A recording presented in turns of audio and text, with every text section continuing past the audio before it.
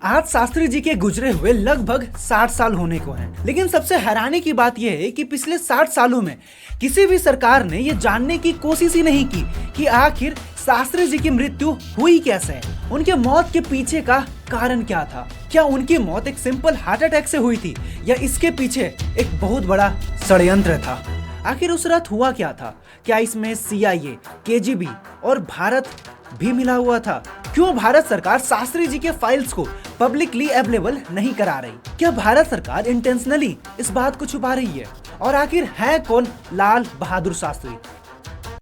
जिन्हें लाल बहादुर शास्त्री जी के बारे में नहीं पता, मैं उन्हें थोड़ा ब्रीफ इंट्रोडक्शन दे देता हूं। लाल बहादुर शास्त्री हमारे देश के दूसरे प्रधानमंत्री थे, जो नेहरू जी के बाद साल 1964 में भारत के प्रधानमंत्री बने। देखिए, लाल बहादुर शास्त्री बचपन से ही फ्रीडम मूवमेंट का हिस्सा बन गए थे। जब वो अपने हाई स्कूल में पढ़ते थे तो उसी वक्त मोहनदास करमचंद गांधी ने असहयोग आंदोलन स्टार्ट किया था। तो शास्त्री जी ने अपनी पढ़ाई छोड़कर वो फ्रीडम मूवमेंट को ज्वाइन कर लेते हैं। इनफैक्ट आजादी के दौरान शास्त्री जी ने हरिजन दलित कम्युनिटी के अपलिफ्टमेंट के लिए काफी काम किए, स्पेशली मुजफ्फरपुर एरिया में। इसमें उनका जो सबसे बड़ा कंट्रीब्यूशन था वो था कास्ट सिस्टम के खिलाफ स्टैंड लेना। उन्होंने ओपनली प्रोटेस्ट किया और प्रोटेस्ट के सिंबल के रूप में अपना सरनेम श्रीवास्तव को ड्रॉप कर दिया। उनका जो असली नाम था वो था लाल बहादुर श्रीवास्तव, लेकिन उन्होंने अपने सरनेम को ड्रॉप कर दिया और वहां पे उन्होंने शास्त्री लगाया। देखिए, शास्त्री जी जो थे वो स्वामी विवेकानंद,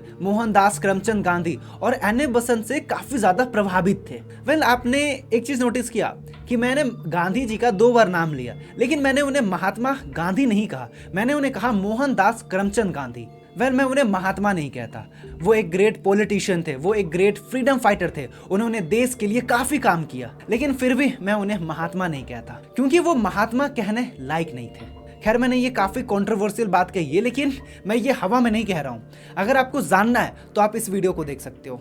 नाउ ऐसा करते करते कुछ टाइम बीता और लाल बहादुर शास्त्री 1937 में यूनाइटेड प्रोविंस, जो आज के टाइम पर उत्तर प्रदेश कहलाता है, वहां वो MLA चुने गए। फिर 1947 के बाद जब देश को आज़ादी मिली तब वो स्टेट मिनिस्टर बने, जहां उन्होंने ट्रांसपोर्ट डिपार्टमेंट और पुलिस डिपार्टमेंट संभाली। सबसे इंटरेस्टिंग बात यह है कि उन्होंने उस वक्त पर एक बोल्ड डिसीजन लिया। पहली बार उन्होंने औरतों को बस कंडक्टर के लिए रिक्रूट किया।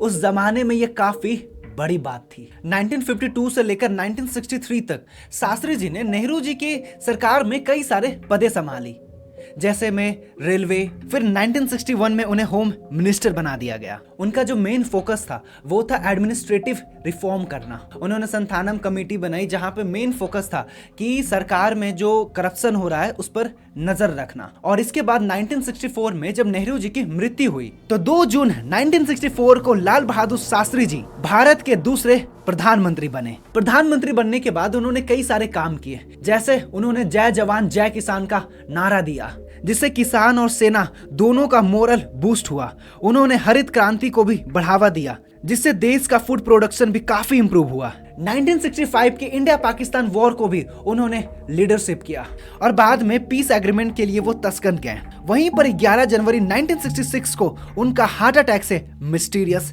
डेथ हो गया। देखिए, अभी तक मैंने आपको जो बताया वो एक ब्रीफ इंट्रोडक्शन था शास्त्री जी के बारे में, क्योंकि कई लोगों को तो शास्त्री जी के बारे में भी पता नहीं है। खैर, अब मैं उनके मिस्टीरियस डेथ के बारे में आगे एक्सप्लेन करता हूँ। देखिए, 1965 को इंडिया और पाकिस्तान के बीच युद्ध तब शुरू हुई जब पाकिस्तान ने अनडिक्लेयर वॉर छेड़ दी। पाकिस्तान का मानना था कि भारत का भी चाइना से युद्ध हुआ है और उसमें भारत हार चुका है, तो अगर हम भारत पर अगर अटैक कर देते हैं तो भारत कुछ नहीं करेगा। और 1 सितंबर को पाकिस्तान ने जम्मू के अखोर सेक्टर में हमला कर दिया। रिटेलिएशन में भी इंडियन आर्मी ने हमला किया। लाल बहादुर शास्त्री जी ने इंडियन आर्मी को ओपन छूट दे दिया। अगर तलवार की नोक पर या एटम बम के डर से कोई हमारे देश को झुकाना चाहे, दबाना चाहे, ये देश हमारा दबने वाला नहीं। इंडियन आर्मी पाकिस्तान पे हमला करती है और सिर्फ हमला ही नहीं करती है, पंजाब इंटरनेशनल बॉर्डर भी क्रॉस करती है। लेकिन फिर वही अमेरिका अपना हरकत दिखाता है, इंडिया पाकिस्तान के बीच वो इंटरफेयर करता है। बी जॉनसन कहता है लाल बहादुर शास्त्री जी को, अगर आप सीज फायर करने से अगर मना करते हो तो PL 480 के तहत जो वीट सप्लाई हो रहा है हम उसे डिले कर देंगे या फिर हम उन्हें ब्लॉक कर देंगे, क्योंकि भारत उस वक्त पर अमेरिका पर डिपेंडेंट था गेहूं के लिए। लेकिन शास्त्री जी का कद छोटा था, लेकिन उनकी हिम्मत काफी ज्यादा थी। हम और हमारा देश 2 वक्त कम खाना ही क्यों ना खाएं, लेकिन हम पाकिस्तान को नहीं छोड़ेंगे। आप इस चीज को पहलगाम अटैक से रिलेट करके देखो। एक थे हमारे नरेंद्र मोदी जिन्होंने सीज फायर करवा दिया, और एक थे लाल बहादुर शास्त्री। देखिए उस वक्त पर सिर्फ अमेरिका ही नहीं बल्कि सोवियत यूनियन भी सामने आता है सीज फायर को लेकर। एलेक्सी कसिगिन जो उस समय सोवियत यूनियन के प्रीमियर थे, उन्होंने भारत के प्रधानमंत्री लाल बहादुर शास्त्री जी और पाकिस्तान के प्रेसिडेंट अयूब खान को तस्किंद बुलाया दोनों के बीच समझौता कराने के लिए। तो दोनों ही लोग एग्री करते हैं और वो दोनों तस्कंद जाते हैं। और 4 जनवरी 1966 को लाल बहादुर शास्त्री तस्कंद पहुंचे और 10 जनवरी को शास्त्री जी और अयूब खान के बीच शांति समझौता हुआ। शास्त्री जी और अयूब खान ने शांति समझौते पर सिग्नेचर किए। इसमें कुल 9 पॉइंट्स थे। इन सारे एग्रीमेंट और मीटिंग के बाद शास्त्री जी चले जाते हैं जहां वो रुके थे।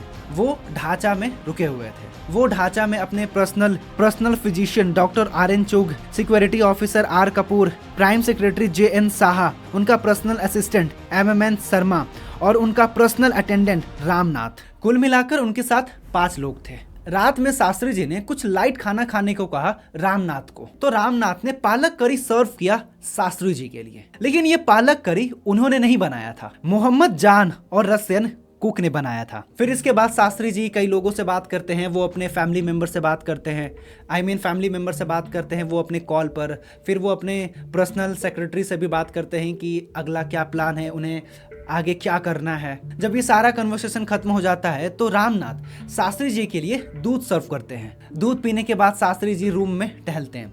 आप ये जो वीडियो देख रहे हो ना, ये शास्त्री जी का लास्ट वीडियो है उस रात का। लेकिन थोड़ी ही देर के बाद क्या होता है कि उनका जो सेक्रेटरी था, उनके दरवाजे पर कोई नॉक कर रहा होता है और काफी जोर जोर से नॉक कर रहा होता है। पता है वो कौन थे?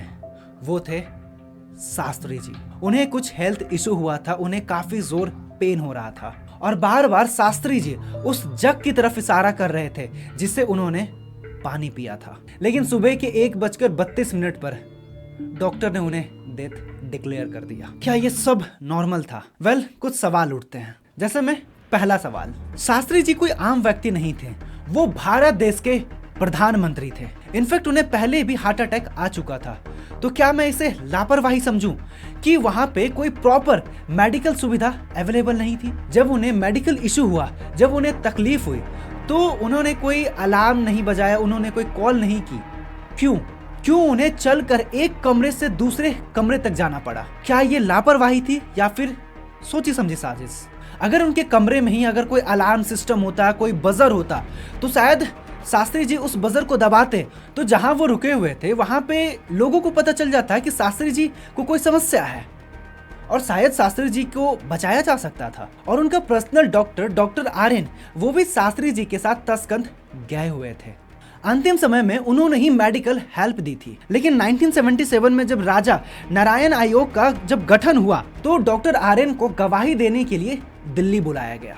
लेकिन जब वो गवाही देने के लिए जब वो दिल्ली आ रहे थे तो उनका रोड एक्सीडेंट हो जाता है और उस रोड एक्सीडेंट में उनका डेथ हो जाता है। रामनाथ जो शास्त्री जी के सबसे नजदीकी सेवक थे, जब उन्हें भी दिल्ली बुलाया गया था और जब वो भी अपनी गाड़ी से जब बयान देने के लिए जब आ रहे थे तो उनका भी रोड एक्सीडेंट हो जाता है। एक तेज गाड़ी ने उन्हें टक्कर मार दी। क्या ये एक्सीडेंट था, कोइंसिडेंस था या फिर ये सोची समझी साजिश थी? पता है, जब शास्त्री जी का डेथ हुआ था तस्कंद में तो उनके साथ जो रशियन बटलर थे अहमद, केजीबी ने उन्हें तुरंत कस्टडी में ले लिया। उन पर शक था कि अहमद ने ही शास्त्री जी के खाने में जहर दिया है। ऑल्दो ये तो प्रूफ नहीं हो पाया कि उन्होंने जहर दिया या फिर नहीं। लेकिन हैरानी की बात यह है कि भारत ने उस वक्त पर कोई इंक्वायरी ही नहीं किया।